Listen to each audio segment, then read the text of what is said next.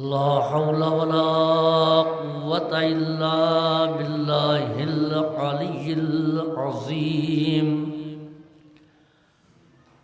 أعوذ بالله السميع العليم من الشيطان اللعين الرجيم. بسم الله الرحمن الرحيم. الحمد لله الذي هدانا لهذا وما كنا لنهتدي لولا أن هدانا الله. لقد جاءت رسل ربنا بالحق. الصلاة والسلام التحية والإكرام على صاحب الحوض الكوثر والخطبة والمنبر والركن والمشعر والوجه الأنور والخد الأقمر والجبين الأزهر والنسب الأطهر والحسب الأشهر صاحب الفضل والعطاء والجود والسخاء والنور والضياء العبد المؤيد والرسول المسدد مولانا أبي القاسم محمد وعلى عطرته الطاهرة وذريته النجباء السعداء لا سيما على بقية الله الأعظم في الأرضين. أما بعد فقد قال رب العالمين فقد قال رسول رب العالمين. بسم الله الرحمن الرحيم. إني تارك فيكم الثقلين كتاب الله وعطرتي ما إن تمسكتم بهما لن تضلوا بعدي لن يفترقا حتى يرد علي الحوض. صلوات.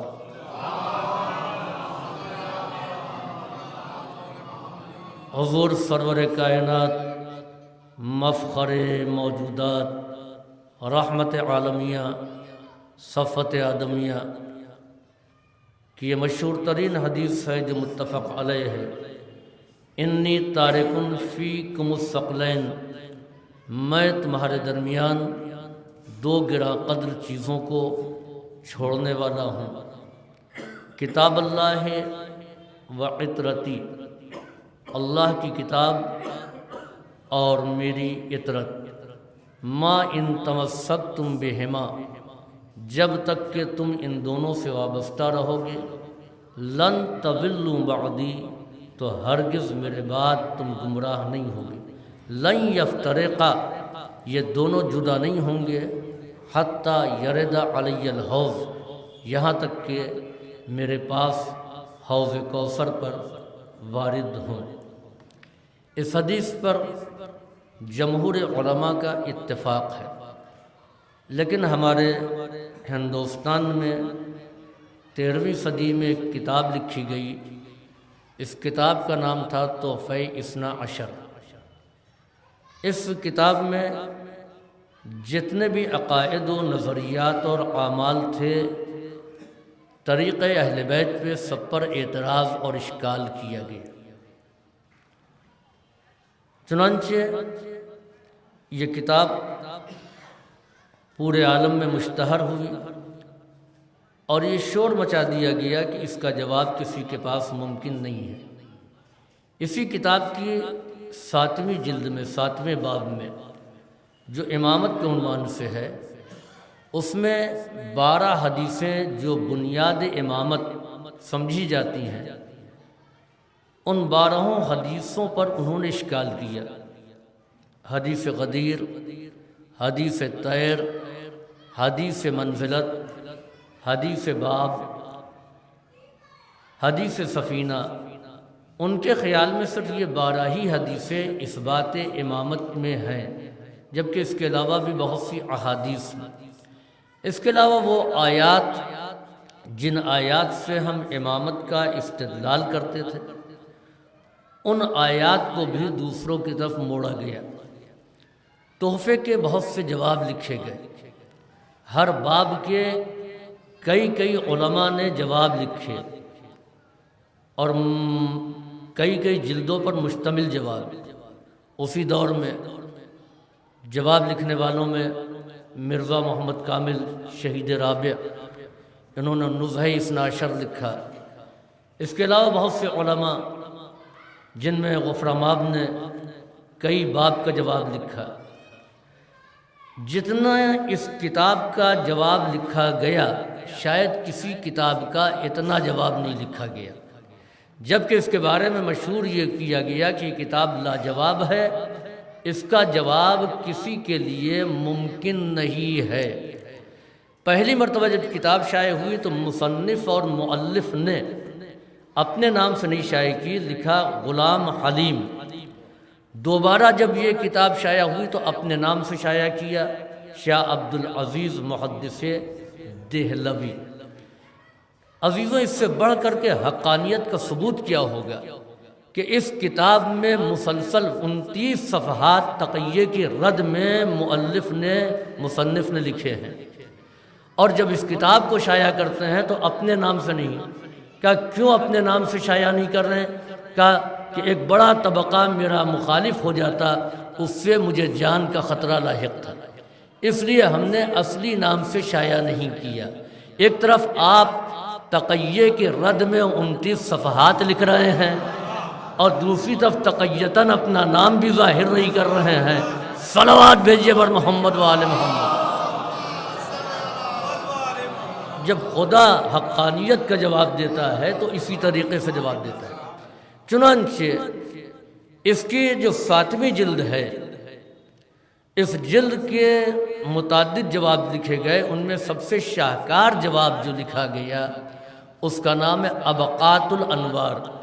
ابقات الانوار 1-2 جلدوں پر نہیں ہے بلکہ 30 جلدوں پر مشتمل ہے، جن میں یہ 12 حدیثیں، ان 12 حدیثوں کے علاوہ کچھ احادیث کا اضافہ آیت اللہ ناصر الملت نے، پھر ان کے فرزند سعید الملت نے بھی کیا۔ اس طریقے سے آیات اور احادیث پر مشتمل 30 جلدیں ہیں۔ میر حامد حسین نیشاپوری کون ہیں؟ انہوں نے جو کتاب لکھی تو اس کے سلسلے میں علماء کی آراء کیا ہے۔ چنانچہ شیخ محسن امین آیان الشیعہ میں لکھتے ہیں کہ صدر اسلام سے لے کر کے آج تک عقائد کے موضوع پر اور خاص طور سے علم کلام کے موضوع پر ایسی کتاب نہیں لکھی گئی، یعنی عہد رسول سے لے کر کے اس وقت تک کوئی کتاب اس موضوع پر اتنی جامع نہیں لکھی گئی۔ آغائے بزرگ تہرانی، آیت اللہ خوئی، آیت اللہ خمینی، آیت اللہ حکیم، یہ سب اعتراف کرتے کہتے ہیں کہ ایسی کتاب بغیر تائید امام زمانہ کے لکھی نہیں جا سکتی ہے۔ چنانچہ خود مصنف اور مؤلف کے بارے میں آپ دیکھیں کہ شاگرد تھے غفراماب کے فرزند آیت اللہ سید حسین کے۔ سید العلماء سید حسین وہ عالم دین ہیں کہ جو امام حسین کی بشارت میں پیدا ہوئے۔ غفراماب نے اپنے بڑے بیٹے کا نام رکھا سید محمد، سید علی، سید حسن، سید مہدی۔ ایک روز انہوں نے امام حسین کو خواب میں دیکھا اور ان سے یہ پوچھا کہ تم نے نام کی ترتیب کو بدل کیوں دیا؟ سید حسن کے بعد سید حسین رکھنا چاہیے تھا۔ انہوں نے کہا میں بوڑھا ہو گیا، اب مزید اولاد کی امید نہیں ہے، لہذا اس فرزند کو آخری سمجھتے ہوئے آخری امام کے نام پر اس کا نام رکھ دیا۔ تو امام حسین نے فرمایا کہ اللہ تم کو ایک عالم و دانا بیٹا عطا کرے گا، اس کا نام ہمارے نام پر رکھنا۔ سید حسین پیدا ہوئے، اور یہ اتنے بڑے عالم متبحر، کوئی ایک آدمی اسپیشلسٹ ہوتا ہے، پی ایچ ڈی ہوتا ہے ایک سبجیکٹ میں نہیں، دینیات کے جتنے سبجیکٹ تھے فقہیات سے متعلق، چاہے علم کلام ہو یا علم رجال ہو، چاہے علم فقہ ہو، علم اصول ہو، علم تفسیر ہو، علم حدیث ہو، علم حدیث اصول حدیث ہو، علم نحو ہو، علم صرف ہو، علم بلاغت ہو، علم عروض ہو، سب میں یہ اتھارٹی رکھتے تھے۔ اور اس زمانے کے مشہور فقی محمد حسن طباطبائی، جن کی کتاب جواہر الکلام، جواہر الکلام کو پڑھ لینے والا مجتہد ہوتا ہے، وہ مجتہد بن جاتا ہے، یعنی اجتہاد کی بنیاد وہ ہے۔ صاحب جواہر الکلام خطوط لکھا کرتے تھے، ان کو جو اوراق الذہب میں مفتی محمد عباس صاحب نے درج کیا ہے، یہ ان کا علمی پایا۔ ان کے شاگرد تھے کون؟ آیت اللہ العظمی سید حامد حسین نیشاپوری، جنہوں نے ابقات الانوار لکھا، اور اس سلسلے میں اتنی جد و جہد کی، اتنی کوشش کی، کتابوں کی تلاش، معلوم یہ ہوا کہ ایک ہی جلد ہے اور وہ بھی قلمی ہے، ملے گی نہیں، تو وہاں پہنچ گئے، اور پہنچنے کے بعد میں اس کو نقل کر ڈالا، پوری کتاب لکھ کر کے لے آئے، 10,000 قلمی نسخے خرید کر کے لائے۔ اس سلسلے میں حکومت نے بھی ان کی مدد کی۔ چنانچہ بعض کتابیں ایسی تھیں کہ جہاں پر کسی کی رسائی نہیں تھی، سعودیہ کے کتب خانے میں، وہاں جا کر کے انہوں نے ملازمت کی، نوکری کر لی، اور شب و روز کتاب لکھا کرتے تھے۔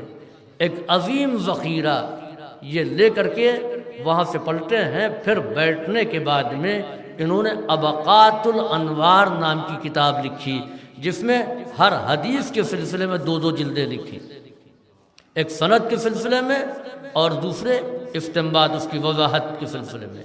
اسی میں تفصیل کے ساتھ حدیث ثقلین کا بھی انہوں نے ذکر کیا۔ چنانچہ ایک لطیف واقعہ جو انہی کے خاندان کے ایک عالم دین نے سنایا، وہ یہ کہ جب یہ کتاب چھپ کر کے منظر عام پر آ گئی، اتنی عظیم کتاب، اتنے مدلل جوابات، اب مثال طور پر حدیث ثقلین، تو حدیث ثقلین کے 186 راوی، یعنی عہد پیغمبر سے لے کر کے پہلی صدی سے لے کر کے اب تک کے ان کے دور تک، یعنی شاہ عبدالعزیز کے دور تک جتنے راوی تھے، سب کے حالات بیان کر ڈالے کہ وہ کیسے تھے، کنہوں نے بیان کیا۔ اس طریقے سے اسناد حدیث پر انہوں نے بحث کی۔ جب یہ کتاب منظر عام پر آ گئی چھپ کر کے، تو نواب بھوپال نے دنیا کے تمام مشہور علماء کو بلایا اور ان کے حوالے کیا کہ یہ کتاب ہے ابقات الانوار۔ ابقا کہتے ہیں خوشبو، انوار نور کی جمعنی ہے، نور کی ہے، نور کے معنی ہے کلی، یعنی کلیوں کی خوشبو، یعنی امامت کے فضائل میں جو تمام گل اور کلیاں بکھری ہوئی تھیں، ان کی خوشبوؤں کو یکجا کر دیا تھا میر حامد حسین نیشاپوری نے، اس کو اکٹھا کر دیا تھا۔ جب وہ کتاب چھپی تو نواب بھوپال نے دنیا کے تمام علماء کو بلایا اور کہا ایک ایک جلد کو 10 عالم لے کر کے بیٹھ جائے اور اس کا جواب چاہیے۔ انہوں نے کہا 1 مہینے کا ہم کو موقع دیا جائے۔ 1 مہینے کے بعد ان تمام علماء نے کتابوں کی ایک لمبی چوڑی فہرست نواب بھوپال کو دیا کہ یہ کتابیں جہاں جس کتب خانے میں جتنی جلدیں پائی جاتی ہیں سب آپ منگوا دیجیے، اور منگوا دینے کے بعد سب کو دریا میں ڈال دیجیے۔ تو ہم کہہ دیں کہ یہ کتاب غلط ہے، جتنے حوالے دیے گئے ہیں ایسی کتاب ہی موجود نہیں ہے۔ جب تک یہ کتابیں زمین پر بکھری ہوئی ہے، مختلف کتب خانے میں ہے، اس کی تردید ممکن نہیں ہے، اس کا جواب لکھا نہیں جا سکتا ہے۔ ہاں آیت اللہ حامد حسین نیشاپوری کون تھے؟ نہ نبی تھے، نہ امام تھے، نہ کسی امام کے شاگرد تھے، بلکہ مکتب اہل بیت کے ایک عالم تھے، یعنی اہل بیت کے مکتب سے وابستہ ہونے والا عالم جب علم کی راہ میں، حق کی راہ میں قلم چلاتا ہے تو دنیا کے تمام علماء مل کر کے اس کا جواب نہیں لا سکتے ہیں۔ تو جب ابقات الانوار کا جواب ممکن نہیں ہے تو پھر نہج البلاغہ کا جواب کیسے ممکن ہوگا؟ صحیفہ کاملہ کا جواب کیسے ممکن ہوگا؟ اور قرآن کا جواب کون لا سکتا ہے؟ صلوات بھیجیے بر محمد و آل محمد۔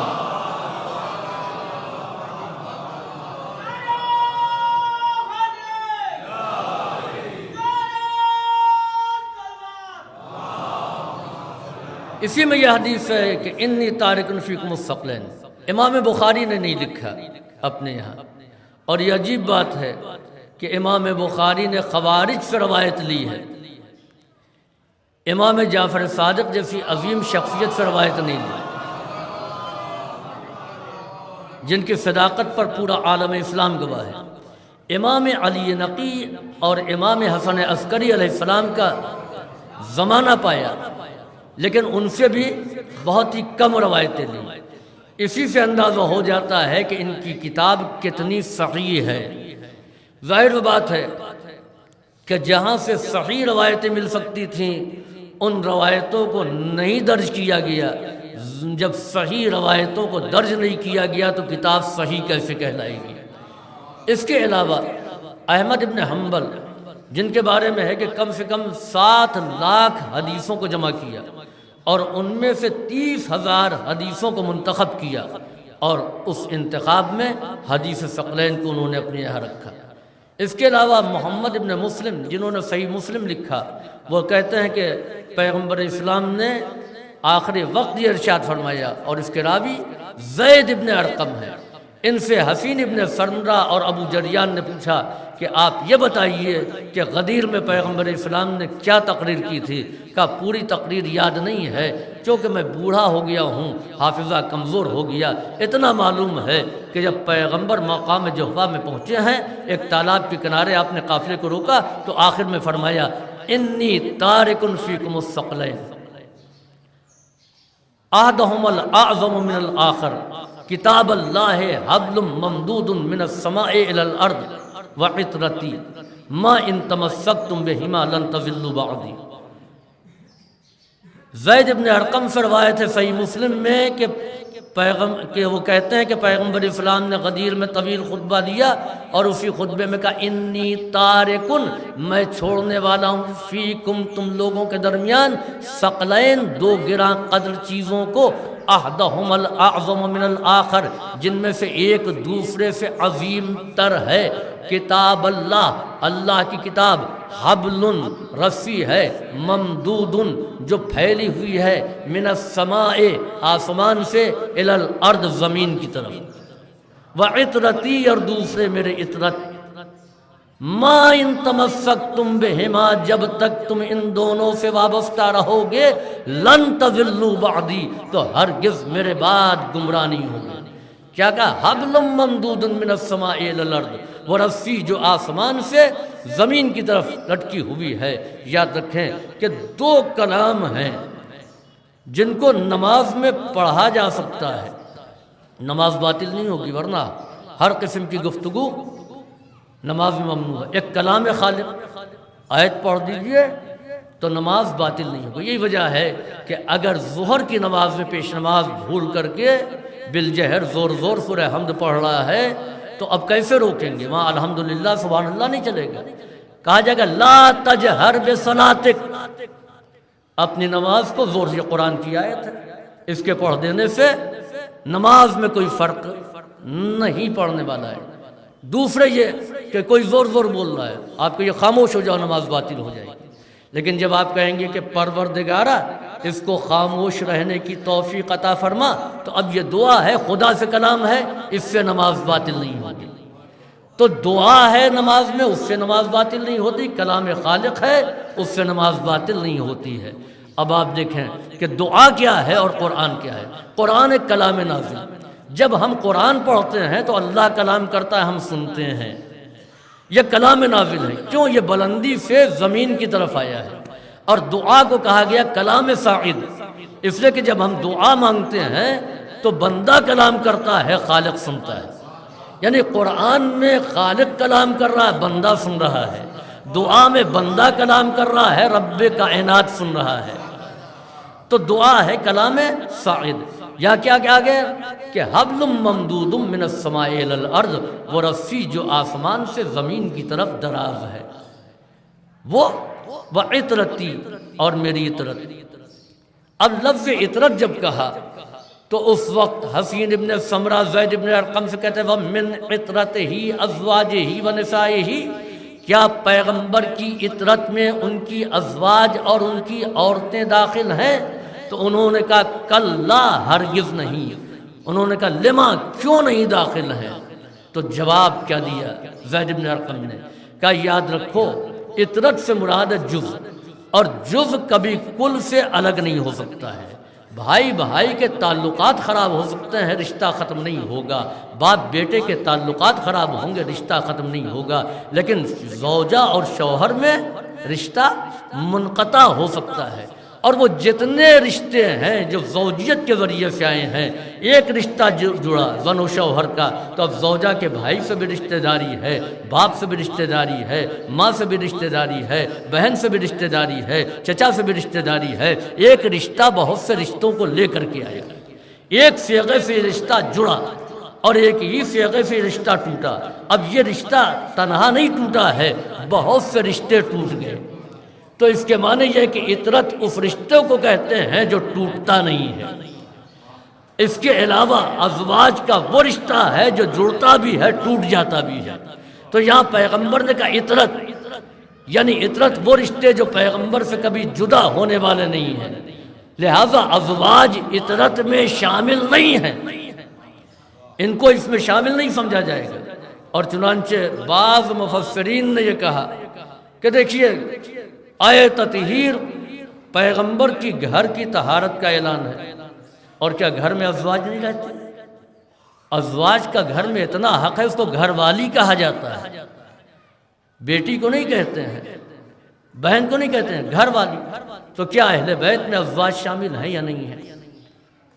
عزیزوں فسر القرآن بالقرآن، قرآن کریم کی تفسیر کیجئے قرآن کریم کے ذریعے. اور وہ کیا ہے؟ قرآن کریم میں کیا ہے کہ انما یرید اللہ لیذھب عنکم الرجس اہل البیت ویطہرکم تطہیرا. اللہ کا ارادہ یہ ہے کہ اہل بیت تم سے رجس کو دور رکھے اور تم کو پاک و پاکیزہ قرار دے، جو حق طہارت و پاکیزگی ہے، جو حق طہارت و پاکیزگی ہے. عربی زبان میں کا قاعدہ یہ ہے کہ جب کسی چیز کو ہم ضمیر کی طرف مضاف کرتے ہیں تو اس کی 3 قسمیں ہوتی ہیں. مثال کے طور پر حاضر کے لیے کا کما کم، جیسے ایک مرد کی کتاب ہے تو کہیں گے کتاب و کا، 2 مردوں کی کتاب ہے تو کہیں گے کتاب و کما، اور کئی لوگ ہیں 3 یا اس سے زیادہ تو کہیں گے کتاب و کم. اسی طریقے سے اگر عورت ہے تو اس کے لیے کہیں گے ایک ہے تو کتاب و کے، 2 ہے تو مرد اور عورت کے لیے برابر سے صیغہ ہے کتاب و کما. اور اگر 2 سے زیادہ عورتیں ہیں تو کتاب و کنہ کہیں گے، یعنی مردوں کے لیے کم اور عورتوں کے لیے کنہ ہے. اسی طریقے سے اگر طہارت میں اعلان صرف مرد کا ہوتا، ایک ہوتا تو تحرکا ہوتا، 2 ہوتا تو تحرکما ہوتا، 2 سے زیادہ ہے تحرکم ہے. کبھی کبھی ایسا ہوتا ہے کہ ایک جماعت میں مرد اور عورتیں دونوں شامل ہیں، تو کیا کہا جائے گا؟ یہ کتاب ہے، اس میں 3 عورتیں شامل ہیں اور ایک مرد شامل ہے. تب یہاں پر عورتوں کا صیغہ مؤنث کا صیغہ استعمال کیا جائے گا، کہا جائے کتاب کنہ. کیوں؟ اس لیے کہ عورتیں زیادہ ہیں، مرد کم ہیں. اس کے عکس ہوتا، مرد 4 ہیں، عورت 1 ہے، تو کہا جائے گا کتاب کم، کیونکہ مرد زیادہ ہیں، عورتیں کم ہیں. اب آئیے آیت تطہیر میں اگر ازواج کو شامل کر لیا جائے، جس وقت یہ آیت نازل ہوئی تو کم سے کم 9 ازواج کا ذکر تو ملتا ہی ہے. تو 9 ازواج پیغمبر یہ، اور ان میں ایک جناب فاطمہ زہرا، تو عورتوں کی تعداد ہوئی 10. مردوں میں رسول اسلام، مولائے کائنات، حسنین کریمین، یعنی مردوں کی تعداد 4، عورتوں کی تعداد 10. ازواج اگر شامل ہوتی تو لیطہرکم نہ ہوتا، لیطہرکن نہ ہوتا. ازواج شامل نہیں ہیں، لہذا لیطہرکم ہے. تو اس کے معنی یہ ہے کہ مرد زیادہ ہیں، عورتیں کم ہیں. اب جو جائزہ لیا گیا تو صرف پنجتن نظر آئے، جس میں 4 مرد ہیں، نبی کریم ہے، امیر المومنین ہے، امام حسن ہے، امام حسین ہے، سیدہ کائنات ہیں، صلوات بھیجیے بر محمد و آل محمد۔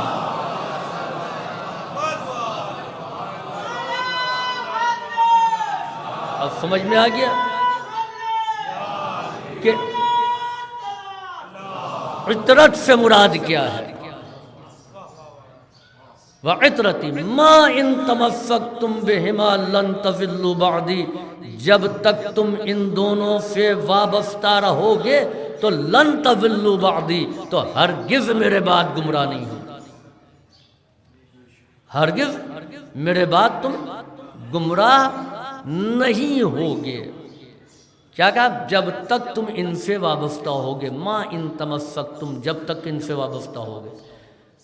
پیغمبر جا رہے ہیں اور انتظام کر کے جا رہے ہیں کہ امت گمراہ نہ ہونے پائے۔ گمراہی سے بچنے کا طریقہ کیا ہے؟ کہ قرآن اور اہل بیت دونوں سے وابستہ ہو جاؤ۔ پیغمبر نے چھوڑا کیا اور کس کے درمیان چھوڑا؟ نبی کریم نے چھوڑا قرآن کو، نبی کریم نے چھوڑا فطرت کو۔ کس کے درمیان چھوڑا؟ فیکم۔ اب یہ فیکم سے مراد کون ہے؟ اصحاب اور امتی۔ تو قرآن اور اہل بیت کو نبی کریم نے چھوڑا، اور جن کے درمیان چھوڑا وہ اصحاب اور امتی ہیں۔ جس کو چھوڑا اس کے بارے میں حکم کیا ہے، اور جس کے درمیان چھوڑا اس کے لیے کیا کہا گیا ہے؟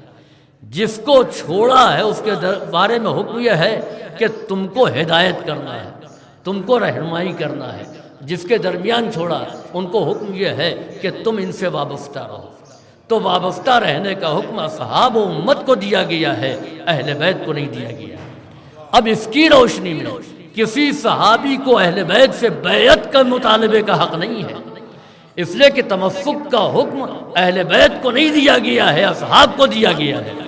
جس کو حکم تمسک ہے وہ بیعت کرے۔ صلوات بھیجیے بر محمد و آل محمد۔ اہل بیت سے بیعت لینے کا امت کو حق نہیں ہے، اور جب تم اس سے وابستہ رہو گے تو لن تضلوا بعدی، تو یاد رکھو کہ میرے بعد تم ہرگز گمراہ نہیں ہوگے۔ وَلَن يَفْتَرِقَا عَلَيَّ، اور یہ حَتَّى يَرِدَ عَلَيَّ الْحَوْض، لن يَفْتَرِقَا، اور یہ دونوں جدا نہیں ہوں گے، حَتَّى يَرِدَ عَلَيَّ الْحَوْض، یہاں تک کہ حوض کوثر پر وارد ہوں۔ تو یاد رکھیں کہ اہل بیت میں جس کو چاہے شامل کر لیں، لیکن قرآن کا ساتھ دکھائیں، یعنی جتنی باتوں کا قرآن نے حکم دیا ہے اتنی باتیں ان کے کردار میں پائی جانی چاہیے، اور جتنی باتوں سے قرآن نے روکا ہے ان سے اہل بیت کو دور رہنا چاہیے۔ ایسا کردار لاؤ کہ جو قرآن کے مطابق ہے تو اس کو اہل بیت میں سمجھو۔ اگر ایسا کردار ہے جو قرآن کے مخالف اس کا عمل ہے تو سب کچھ ہو سکتا ہے مگر اہل بیت نبوت میں شامل نہیں ہو سکتا۔ صلوات بھیجیے بر محمد و آل محمد۔ اس لیے کہ اکثر یہ ہوتا ہے کہ حکم دیا گیا اور اس کے بعد عمل کیا گیا تو کہا کہ یہ بہت اطاعت گزار ہے، فرما بردار ہے، لیکن اہل بیت اس سے بلند ہے۔ حکم بعد میں آیا ہے، عمل پہلے کیا ہے۔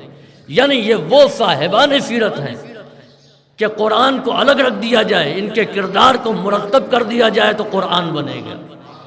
قرآن کو پڑھ کر کے ان کے کردار کو دیکھا جائے، یعنی قرآن کی آیتوں پر نگاہ کی جائے اور اہل بیت کے کردار کو دیکھا جائے تو پورا قرآن کردار اہل بیت میں نظر آئے گا۔ صلوات بھیجیے بر محمد و آل محمد۔ یہی وجہ ہے کہ پیغمبر نے فرمایا کہ میں تمہارے درمیان 2 گراں قدر چیزوں کو چھوڑ کر کے جا رہا ہوں، انی، بے شک میں، تارکن، چھوڑنے والا ہوں، فیکم، تمہارے درمیان 2 گراں قدر چیزیں ہیں، ما ان تمسکتم بہما لن تضلوا بعدی۔ اب آئیے قرآن کریم اور سیرت اہل بیت، یہ دونوں چیزیں ہمارے لیے مشعل راہ ہیں، یہ دونوں چیزیں ہم کو کامیابی کی منزل تک پہنچاتی ہیں اور گمراہی سے بچاتی ہیں۔ اس کے لیے قرآن کا جاننا بھی ضروری ہے، اہل بیت کی سیرت سے واقف ہونا بھی ضروری ہے۔ ہمارے یہاں کیا ہے؟ ہمارے یہاں سب سے معمولی تعلیم قرآن کی سمجھی جاتی ہے، جب کہ آپ دیکھیے کہ خود قرآن کی عظمت کیا ہے، قرآن کا مرتبہ کیا ہے۔ سب سے کمتر چیز ہمارے یہاں کیا تعلیم میں؟ قرآن، یعنی اس کی حیثیت ایک چٹائی سے آگے آج تک نہیں بڑھ سکی۔ دوسرے جو ہمارے یہاں ہے، دوسری چیز یہ ہے کہ ہم نے تعلیم قرآن کو سب سے کمتر سمجھا ہے۔ خدا کی نعمتوں میں سے سب سے عظیم نعمت کیا ہے؟ اور تیسرا یہ امیر المومنین جو بعد پیغمبر معلم قرآن ہیں، ان کی سب سے پہلی فضیلت کیا ہے؟ ہمارے یہاں جب قرآن پڑھانے کی بات آتی ہے کہ بچے قرآن سے واقف ہو جائیں تو ہم تلاش کرتے ہیں کہ 200-300 سے زیادہ نہ دینا پڑے۔ 200 روپے، 300 روپے، بہت تو 500 روپے۔ بھائی یہ قرآن پڑھا رہا ہے، آپ کچھ اضافہ کر دیجئے۔ کہ مولانا کوئی سائنس اور ٹیکنالوجی تھوڑی نہیں پڑھا رہا ہے، کوئی فزکس اور کیمسٹری نہیں پڑھا رہا ہے، یہ تو قرآن ہی پڑھا رہا ہے، اور قرآن پڑھ لے گا۔ عزیزوں، ہم نے قرآن کریم کی تعلیم کو سب سے کمتر سمجھا، اور کیوں سمجھا؟ اس لیے کہ دنیا کی جتنی ترقی ہے، ان ترقی کا بیس سائنس اور ٹیکنالوجی پر ہے نا۔ قرآن پڑھ کر کے تو نہیں ترقی کی ہے بقول ہمارے یا ہمارے سمجھ کے اعتبار سے۔ عزیزوں، قرآن سائنس کی ترقی کیا ہے؟ سائنس کی ایک اہم ترین ترقی یہ ہے کہ اس نے فاصلوں کو سمیٹ دیا ہے۔ دوسری ترقی سائنس کی یہ ہے کہ بڑی بڑی چیزیں جن کو کل تصور نہیں کیا جا سکتا تھا کہ منتقل کیا جا سکتا ہے،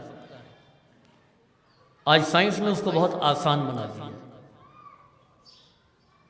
یعنی کل کا انسان یہ سوچ نہیں سکتا تھا قطب مینار میں اتنے بھاری بھاری پتھر کیسے بنائے، لہٰذا یہ بھی سوچ لیا گیا پہلے کنواں بنایا گیا ہوگا، پھر اس کو الٹ کے کھڑا کر دیا گیا ہوگا۔ اس لیے کہ آدمی سوچ نہیں سکتا کہ اتنے وزنی پتھر انسانی ہاتھوں سے وہاں تک کیسے پہنچایا گیا ہو۔ لیکن آج کے دور میں یہ کوئی مشکل کام نہیں ہے، کرن کے ذریعے سے بڑے بڑے پتھر، اور پتھر ہی نہیں بلکہ مکانات بھی منتقل کر دیے جاتے ہیں۔ بلڈنگ کہیں بنائیے تو سامان کا منتقل کرنا بھاری سے بھاری آج کے دور میں آسان ہے۔ دوسرے انسانوں کا ایک جگہ سے دوسری جگہ منتقل ہونا پہنچنا آج کے زمانے میں بہت آسان ہو گیا۔ وہ فاصلے جو مہینوں میں اور سالوں میں طے کیے جاتے تھے آج گھنٹوں میں اور لمحوں میں طے ہو جا رہے ہیں۔ تو یہ سرعت رفتار یہ سائنس کی دین ہے۔ اس کے علاوہ ہم اپنے پیغام کو دنیا کے کونے کونے تک پہنچا سکتے ہیں، کل تک ایسا نہیں تھا۔ اس کے پہلے لاؤڈ اسپیکر بھی نہیں تھا، تو جو امام باڑے کے حال والے تھے وہی سنتے تھے۔ لاؤڈ اسپیکر آیا تو کچھ وسعت ہوئی، اب چلیے 1 فرلانگ تک لوگ سن لیں گے جیسا مائک کا انتظام ہے۔ اور ترقی ہوئی، تب ریڈیو آیا، ریڈیو اسٹیشن سے آپ آواز کو پہنچا سکتے تھے دنیا کے کونے میں۔ اور ترقی ہوئی، اب آپ امام باڑے جواہر علی خاں میں مجلس پڑھ کر کے امریکہ تک کے سامعین کو سنا سکتے ہیں آن لائن کیمرے پر۔ تو اب یہ آواز بھی ہم دور دور تک سنا سکتے ہیں۔ یہ ترقی بہرحال سائنس نے کی ہے، اور ہم اس ترقی کی منزل تک پہنچے ہیں۔ اب آئیے آپ دیکھیے، تو یہ ہو گیا ترقی۔ اب قرآن کریم نے جب پہلی نعمت کا شمار کیا ہے تو اس میں کیا کہا؟ سب سے پہلی نعمت جو انسان کو اللہ نے عطا کیا، خلقت انسانی کے ساتھ ساتھ الرحمن علم القرآن خلق الانسان، رحمان جس نے قرآن کی تعلیم دی اور انسان کو خلق کیا۔ یعنی اللہ کی سب سے پہلی نعمت کا نام ہے تعلیم قرآن، اور ہم اس تعلیم قرآن کو معمولی سمجھ رہے ہیں۔ سب سے پہلی نعمت تعلیم قرآن ہے۔ امیر المومنین علی ابن ابی طالب کی پہلی فضیلت کیا ہے؟ پہلی فضیلت دیوار کعبہ کا شق ہو جانا نہیں ہے، یہ خالق کا کرم ہے، امیر المومنین کا کارنامہ نہیں ہے۔ اس لیے کہ اللہ نے دیوار میں کو شق کیا تو یہ اللہ کا کرم ہے۔ امیر المومنین کی پہلی فضیلت کیا ہے؟ امیر المومنین آغوش پیغمبر میں آئے تو سب سے پہلی فضیلت اور سب سے پہلے کمال کا اظہار آپ نے جو کیا تو وہ تلاوت قرآن کریم ہے۔ یعنی اللہ کی پہلی نعمت کا نام ہے قرآن، علی کی پہلی فضیلت کا نام ہے قرآن۔ کیونکہ دنیا میں جتنے انسانوں کو اللہ نے خلق کیا وہ پڑھا لکھا نہیں خلق کیا، پہلے جاہل پیدا کیا پھر پڑھنے کا انتظام کیا۔ واللہ اخرجکم من بطون امہاتکم لا تعلمون شیئا، پروردگار عالم تم کو تمہارے ماؤں کے شکموں سے اس عالم میں لایا کہ لا تعلمون شیئا، تم کچھ نہیں جانتے تھے۔ تو اس کے معنی یہ ہے کہ انسان جاہل پیدا ہوا، تو جاہل پیدا ہونا یہ انسان کی کیفیت ہے۔ تعلیم قرآن حاصل کرنا یہ انسان کی فضیلت ہے، یہ انسان کی عظمت ہے۔ عزیزوں، فطرت انسانی یہ ہے کہ ہر انسان جاہل پیدا ہوا، ہر انسان اس دنیا میں آنے کے بعد میں اس نے سیکھا ہے۔ اب تاریخ انسانیت میں سے کسی ایسے کو لاؤ کہ جہاں تعلیم قرآن پہلے ہے خلقت بعد میں ہے۔ امیر المومنین نے آغوش رسالت میں قرآن کریم کی تلاوت کر کے یہ اعلان کیا کہ وہ شرف اللہ نے مجھے عطا کیا ہے کہ تعلیم قرآن پہلے ہے خلقت بعد میں ہے۔ صلوات بھیجیے بر محمد و آل محمد۔ تو امیر المومنین کی پہلی فضیلت کیا ہے اور ہم نے کیا سمجھا ہے؟ قرآن کے لیے 200 روپے بس، فزکس اور کیمسٹری سے تو اتنے کام ہو سکتے ہیں۔ اب آئیے یہ سارے کارنامے جو سائنس کے ہیں، یقیناً بہت بڑی ترقی ہے۔ انسانوں کو منتقل کر دینا، ایک سے ایک تیز رفتار جہاز اور پلین وجود میں آ چکے ہیں، ہم اپنی باتیں وہاں تک پہنچا سکتے ہیں، ہم بڑی سے بڑی چیزوں کو منتقل کر سکتے ہیں۔ لیکن یاد رکھیں کہ سائنس انہی چیزوں کو منتقل کر سکتی ہے جو قابل انتقال ہے۔ یہ مکانوں کو ایک جگہ سے دوسری جگہ پہنچا سکتی ہے، بھاری مناروں کو منتقل کر سکتی ہے، لیکن کیا پہاڑوں کو بھی ایک جگہ سے دوسری جگہ رکھ سکتی ہے؟ یہ ممکن نہیں ہے۔ یعنی سائنس کا ہنر یہ ہے، اس کا کمال یہ ہے کہ بڑے سے بڑی بلڈنگوں کو ایک جگہ سے دوسری جگہ منتقل کر سکتی ہے، لیکن اس کا کمال یہ نہیں ہے اور یہ اس کی کمی ہے کہ وہ پہاڑوں کو منتقل نہیں کر سکتی۔ اسی طریقے سے سائنس جو ہے انسانوں کو پہنچا تو سکتی ہے لیکن مسافتوں کو سمیٹ نہیں سکتی۔ ہم کو تیز رفتار سواری کے ذریعے ایک جگہ سے دوسری جگہ اسباب کے ذریعے منتقل کر سکتی ہے، لیکن زمینوں کے فاصلے سمٹ جائیں یہ سائنس کے بس میں نہیں ہے۔ اسی طریقے سے ہم سائنس کے ذریعے سے اپنی آواز دنیا کے کونے کونے تک پہنچا سکتے ہیں، لیکن انہی کو پہنچائیں گے جو زندہ ہے، مردوں تک اپنے کلام کو نہیں پہنچا سکتے ہیں۔ اب آئیے قرآن کیا کہتا ہے، لو انا قرآنا سیرت بہ الجبال او قطعت بہ الارض او کلم بہ الموتى، قرآن وہ ہے کہ جس کے ذریعے سے پہاڑ کو چلایا جا سکتا ہے۔ اگر یہ ایسے قرآن کو فرض کر لیں کہ جس کے ذریعے سے پہاڑ کو چلایا جا سکتا ہے، مسافتوں کو سمیٹا جا سکتا ہے، مردوں سے کلام کیا جا سکتا ہے، تو وہ یہی قرآن ہے۔ نصارۂ نجران نے مباہلہ میں یوں ہی نہیں کہہ دیا ان چہروں کو دیکھ کر کے یہ چاہیں تو پہاڑ کو اپنی جگہ سے منتقل کر سکتے ہیں، ایک جگہ سے دوسری جگہ پہاڑ کو پہنچا سکتے ہیں، اپنی جگہ سے پہاڑ کو چھوڑنے پر مجبور کر سکتے ہیں اپنی جگہ۔ اور یہ بلا سبب نہیں ہے کہ سلمان کا انتقال ہوا مدائن میں، مولا کائنات موجود ہے مدینے میں، جناب سلمان کی وصیت کے مطابق کیسے پہنچ سکتے ہیں؟ لیکن یہ فاصلے بھی سمٹے اور سلمان سے کلام بھی کیا۔ جیسے ہی علی جناب سلمان کے قریب پہنچے، سلمان اٹھ کر کے بیٹھ گئے. مولا کائنات نے کہا سلمان یہ احترام کی منزل موت سے پہلے کی ہے، موت کے بعد کے احکامات الگ ہیں. صلوات بھیجیے بر محمد وآل محمد. لیکن ان تمام چیزوں کے باوجود آپ دیکھیے کہ جو بھی ترقی سائنس نے کی ہے اس کے لیے الگ الگ چیزیں ہیں. اب مثال کے طور پر میزائلوں کی کئی قسمیں ہیں. ایک زمین سے فضا میں مار کرنے والی.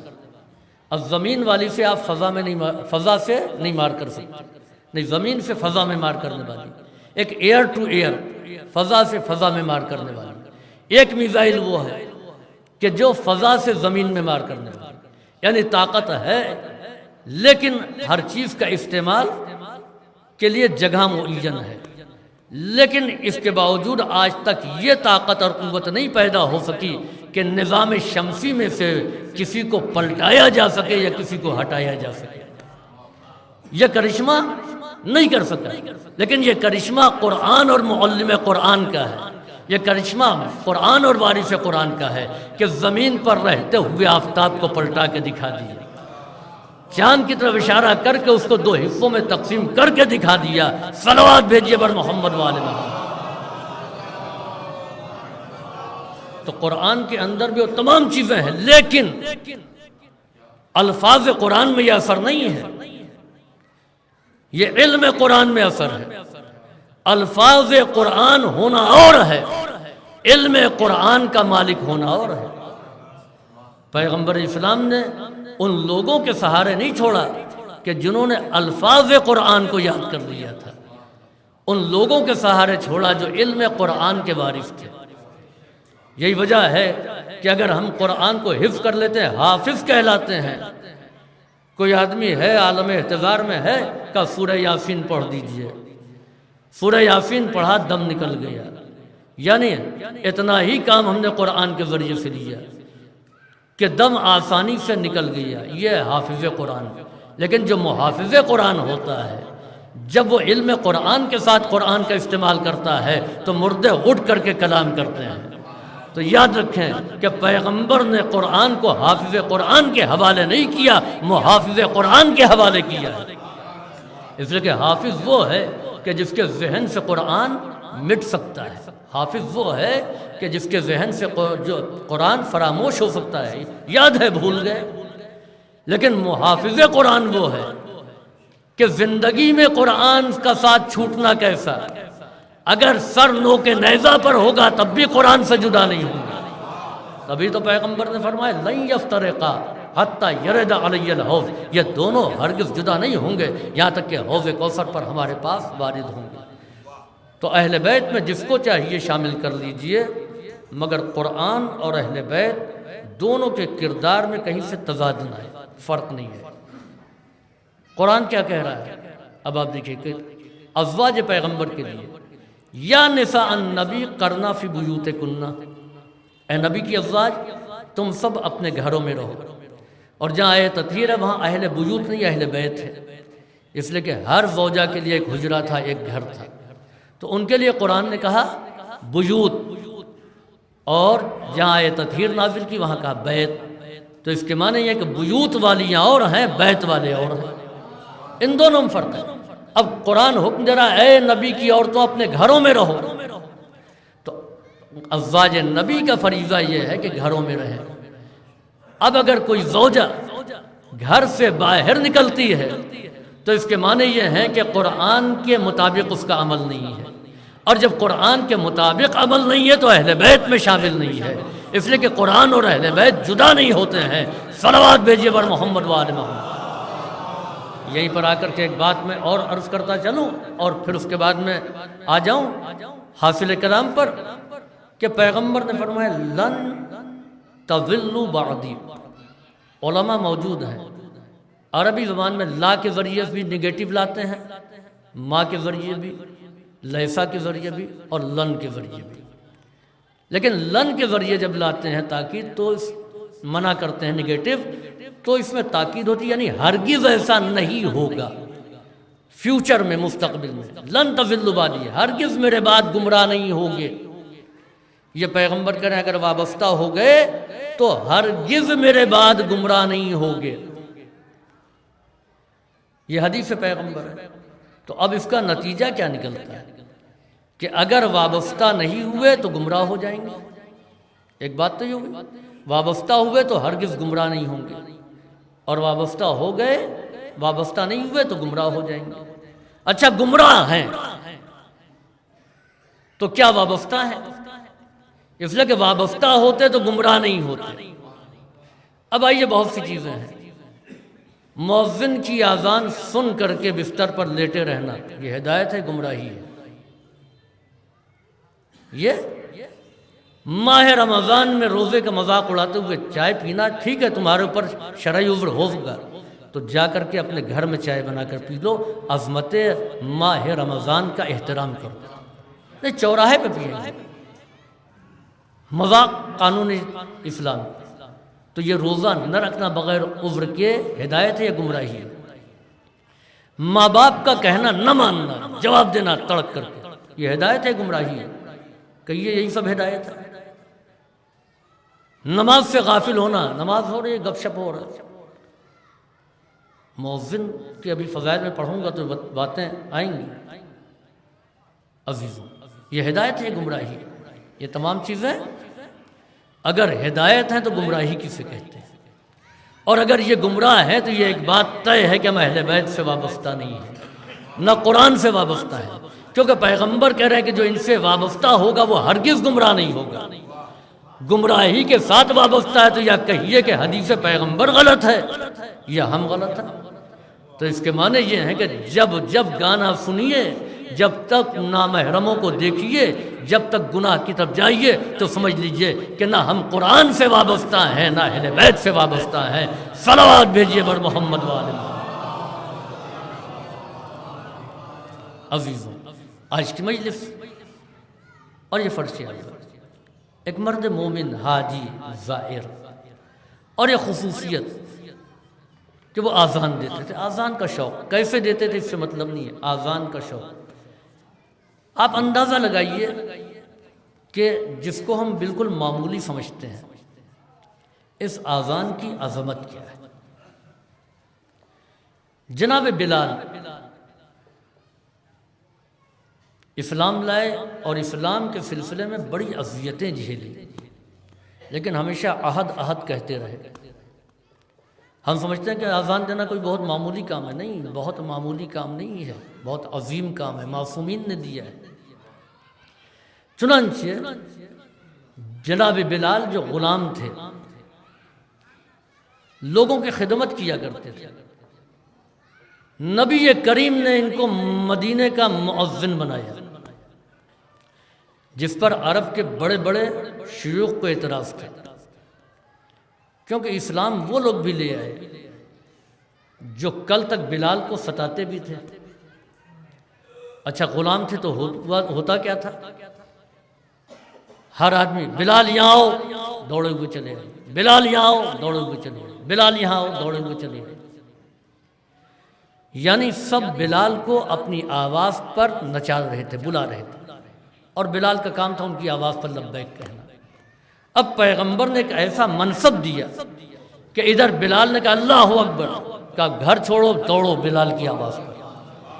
یعنی کل تک جس کو تمام عرب بلا رہا تھا وہ عرب کے بلانے پر دوڑ رہا تھا، اس ایک بلال کے بلانے پر عرب کے بڑے بڑے سردار دوڑتے ہوئے چلے آ رہے ہیں.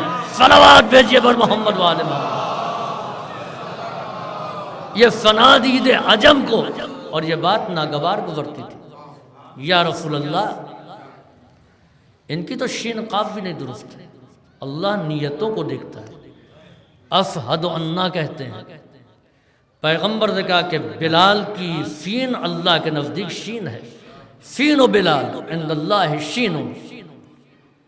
چنانچہ ایک دن ان لوگوں نے یہ سازش کی کہ سب کچھ ہوگا، بلال کو اذان نہیں دینے دیں. چنانچہ بلال نے اذان نہیں دی. ایک خوش الحان قاری کو کھڑا کر دیا گیا، جاہ والا مرتبے والا، لیکن رسول کا دروازہ جو مسجد میں کھلتا تھا وہ نہیں کھلا. اور دیکھ رہے اتنی دیر ہو گئی اذان کو، وقت بھی وہی ٹھہرا ہوا ہے۔ آخر کار یہ لوگ سمجھے کہ شاید پیغمبر سو رہے ہیں۔ یاد رکھیں کہ پیغمبر جب سوتے ہیں تب بھی امت کے لیے جاگتے رہتے ہیں، نبی کے لیے سونا اور جاگنا نہیں ہوتا۔ کہا یا رسول اللہ آپ کیوں نہیں آئے؟ کہا اذان نہیں ہوئی۔ ارے اذان ہوئی، فلاں قاری نے دی، کہا بلال نے نہیں دی۔ بلال کو اذان سے کس نے روکا جب میں نے حکم دیا تھا؟ بلال کو بلاؤ، جب تک بلال اذان نہیں دیں گے میں مسجد میں نہیں ہوں۔ اب آپ دیکھیے کہ جب رسول کے معین کردہ ایک مؤذن کو پوری امت کا اجماع نہ ہٹا سکا تو پیغمبر کے معین کردہ امام کو کیسے ہٹا سکتے ہیں؟ صلوات بھیجیے بر محمد وآل محمد۔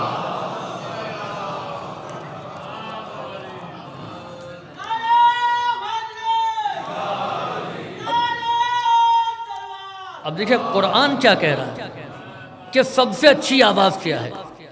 وَمَنْ أَحْسَنُ قَوْلًا مِّمَّنْ دَعَا إِلَى اللَّهِ، سب سے اچھا قول اس کا ہے جو اللہ کی طرف بلاتا ہے، جو کہتا اللہ اکبر،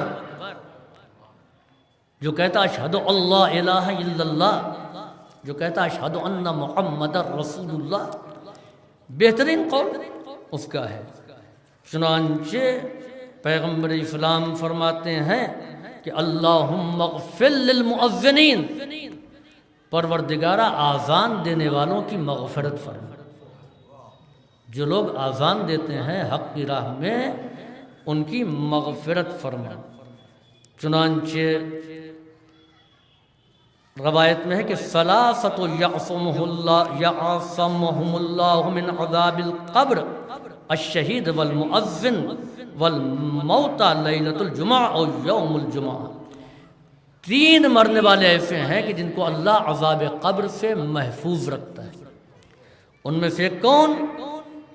ایک ہے شہید، شہید کو فشار قبر میں، دوسرے مؤذن آذان کہنے والے، اور تیسرے شب جمعہ یا یوم جمعہ مرنے والے۔ اسی طریقے سے فرماتے ہیں ثلاثۃ فی ظل العرش یوم لا ظل الا ظلہ، تین شخصیتیں ایسی ہیں جو عرش کے سائے میں رہیں گے اس دن، جس دن کوئی سایہ نہیں ہوگا سوائے اس کے سائے کے۔ امام عادل، امام عادل، مؤذن، حافظ و قاری القرآن، حفظ قرآن کرنے والا اور قرآن کا پڑھنے والا۔ چنانچہ آپ دیکھیں کہ پیغمبر فرماتے کہ ام الاذان، آذان کیا ہے؟ ام الاذان، سن لو آذان وہ ہے فإنه يحشر المؤذنون من امتی، کہ آذان ہماری امت کے مؤذنوں کو جو ہے وہ محشور کرے گی۔ کیا کرے گی؟ والصدیقین والشہداء مع النبیین، انبیاء کے ساتھ، یعنی مؤذن کا حشر انبیاء کے ساتھ ہوگا، صدیقین کے ساتھ ہوگا، شہداء کے ساتھ ہوگا اور صالحین کے ساتھ ہوگا۔ یہ مرتبہ ہے۔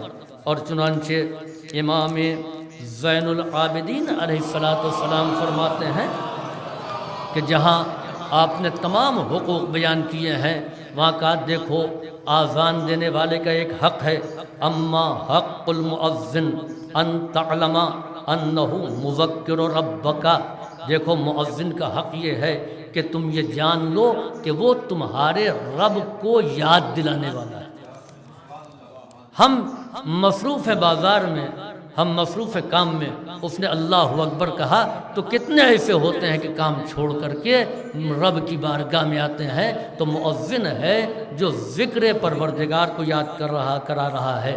اور مومنین کی صفت یہ ہے کہ انما المؤمنون الذین اذا ذکر اللہ وجلت قلوبہم، مومنین وہ ہیں کہ جب ان کو خدا کی یاد دلائی جاتی ہے تو ان کے دل دھڑکنے لگتے ہیں، ان کے دل دھڑکنے لگتے ہیں۔ یہ صاحبان ایمان کا خاصہ ہے۔ خود امام حسن علیہ السلام کے بارے میں ہے کہ اذا، سب مل کر کے صلوات پڑھنا ہے۔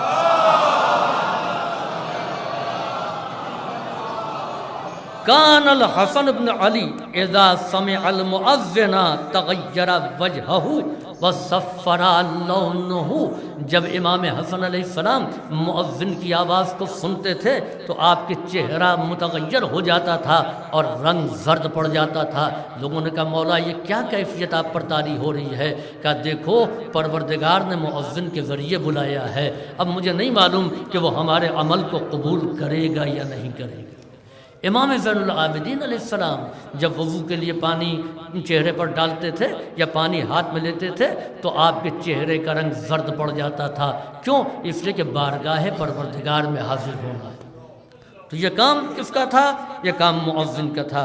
اور پھر اس کے بعد میں فرماتے ہیں کہ وَدَّاعٍ لَكَ إِلَىٰ حَظِّكَ، اور یاد رکھو کہ وہ تم کو بلا رہا ہے تمہارے اس ثواب کی طرف، اس ثواب کے حصے کی طرف جو خدا نے معین کر رکھا ہے۔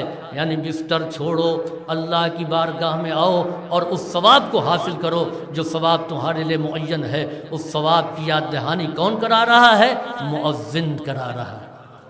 پھر اس کے بعد میں فرماتے ہیں کہ وَعُونَكَ عَلَىٰ قَضَاءِ فَرَضَ اللَّهُ عَلَيْكَ، اور وہ تمہارا مددگار ہے اس فریضے کی ادائیگی پر جو اللہ نے تمہارے اوپر فرض کیا ہے۔ تم اس فریضے کو ادا کرنے کے لیے تیار ہو جاؤ۔ فشکر، اب تم شکریہ ادا کرو، علی ذالک، ان باتوں پر، شکرک للمحسن الیک، اس شکریہ کی طرح جیسے کسی نے تمہارے اوپر بہت احسان کر دیا۔ ایک محسن کے شکریہ کی طرح مؤذن کا شکریہ ادا کرنا چاہیے۔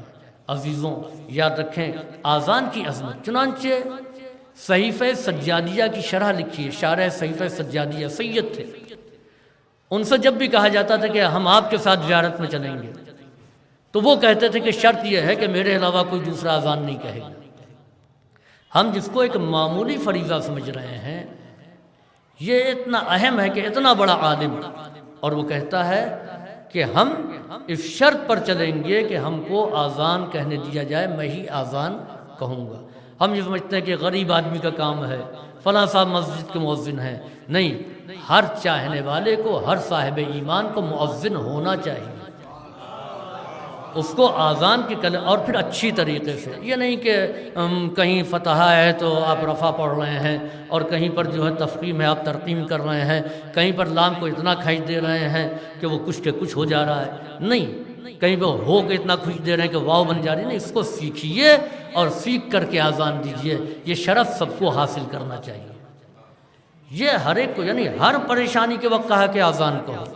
بچہ اگر نہیں چین پا رہا ہے تو کہا گیا اس کے ایک کان میں اذان کو، ایک کان میں اقامت کو۔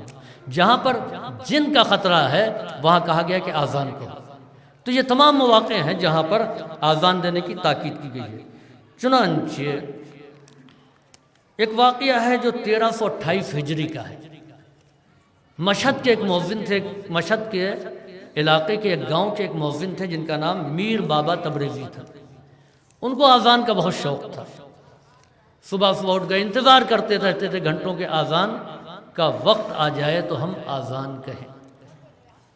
چنانچہ دھیرے دھیرے وہ بیمار ہوئے، ایسی بیماری میں گرفتار ہوئے کہ اب چلنا پھرنا ان کا دوبھر ہو گیا۔ چنانچہ انہوں نے کہا کہ مجھے کوئی صورت نکل آئے تو امام رضا تک پہنچا دیا جائے۔ ایک قافلہ جا رہا تھا گاؤں کا، انہوں نے منت و سماجت کی، اس میں علماء بھی تھے، لوگوں نے کہا چلو لے چلیں۔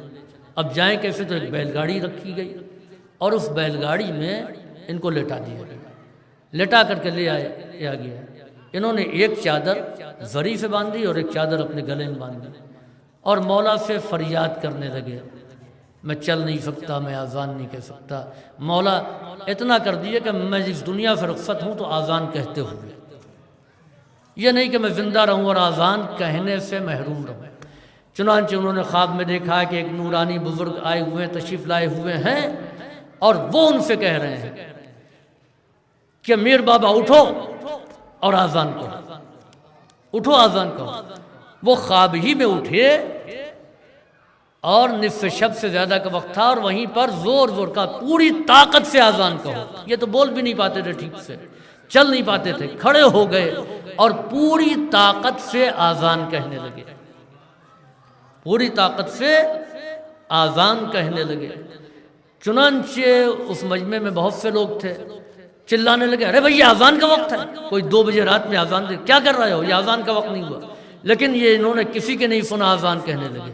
کچھ لوگ وہ بھی تھے کہ جنہوں نے دیکھا کہ یہ تو بول بھی نہیں پا رہے تھے، ٹوٹی پھوٹی زبان میں کہہ رہے تھے کہ مولا مجھے اتنی طاقت دے دیجئے کہ میں پھر آذان کہنے لگ جاؤں، جب تک شفا نہیں ملے گی میں جاؤں گا نہیں۔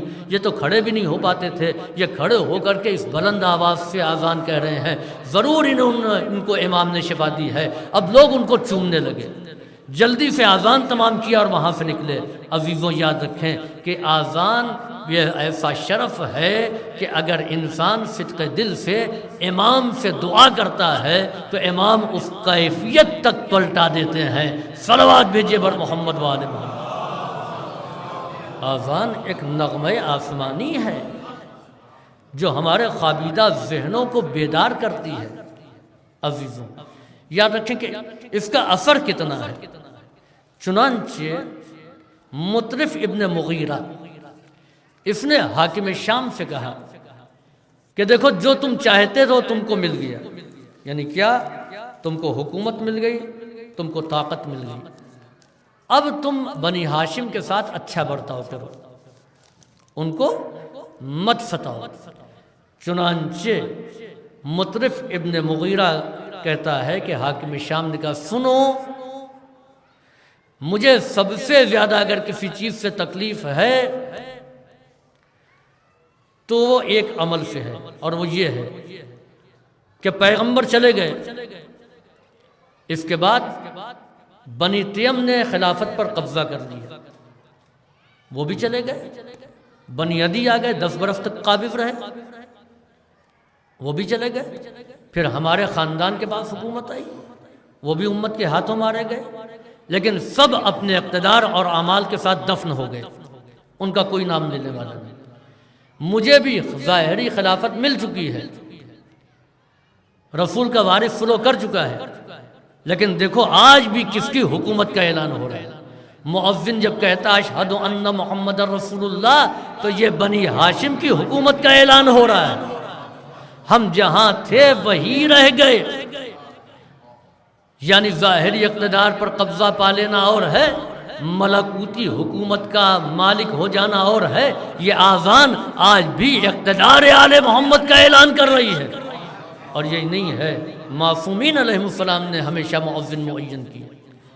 پیغمبر اسلام نے جناب بلال اور ایک مؤذن اور تھے، امیر المومنین کے مؤذن تھے ابن نباہ، اور خود امیر المومنین بھی آذان دیتے تھے، یعنی اس دنیا سے گئے تو آذان دیتے ہوئے گئے ہیں، آخری آذان جس کی امامت تو نہیں کر سکے لیکن آذان ضرور دی مسجد کوفہ میں۔ اسی طریقے سے آپ دیکھیے خود امام حسن علیہ السلام آپ کا بھی مؤذن تھا، امام حسین علیہ السلام کا ایک مؤذن تھا جس کا نام تھا حجاج ابن مسروق۔ چنانچہ جب صفیں درست ہوئی مقام شراف میں، ایک طرف ہور کا لشکر تھا، ایک طرف امام کا کارواں تھا، تو امام نے حجاج بن مسروق سے کہا تم آذان دو، اور شب عاشور خود امام مظلوم نے آذان دی، اور جب صبح کا وقت آیا تو صبح امام حسین علیہ السلام نے حجاج بن مسروق سے کہا آج آپ آذان نہیں دیں گے، آج کا مؤذن میں معین کروں گا۔ اور چنانچہ روایت کہتی ہے کہ امام حسین نے ہم شبیہ پیغمبر کا بیٹا علی اکبر تم آذان کہو، اور یہ صدائے آذان فضا میں گونجی۔ یہ رسول اللہ کی آذان تھی، خوابیدہ ذہنوں کو بیدار کیا جا رہا تھا۔ ذرا سوچو کہ رسول کدھر ہے۔ لیکن عزیزوں ہوا کیا، کربلا کے نمازی اور کربلا کے مؤذن خاک و خون میں غلطاں ہو گئے۔ حجاج بن مسروق شہید ہوئے، امام لاشا اٹھا کر کے لائے۔ کربلا کے نمازی جو نماز صبح میں امام کے مصلی میں تھے، اب ان کے لاشیں مقتل میں پڑے ہوئے ہیں، امام مظلوم وہاں سے لاشیں اٹھا کر کے لا رہے ہیں۔